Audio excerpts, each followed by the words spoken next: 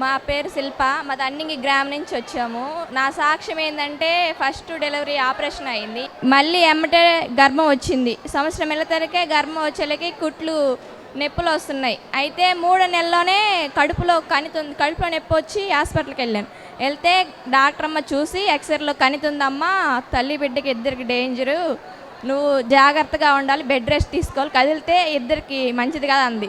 నేను అయ్యగారి కాడికి వచ్చి ఇక్కడ ప్రేయర్ చేసుకొని పోయినాక అయ్యగారు అన్నారు, అది కణిత పోద్ది పోమ్మా అన్నారు. అట్నే అదే నెలలో మళ్ళీ స్కాన్ తీస్తే కణిత లేదు, పోయింది. మళ్ళీ 5వ నెలలో నా కాలుకి సీంగులు వేసింది. అవి నాకు ఆపరేషన్ చేయటం వల్ల కుట్లు వల్ల నొప్పులు వస్తున్నాయి. అయ్యగారు ప్రేరాలు వేసుకొని ఆ పుండు మీద ఎప్పుడైతే ప్రార్థన చేసుకున్నానో ఆ పుండు అంతా మాయమైపోయింది తెల్లారలేకల్లా.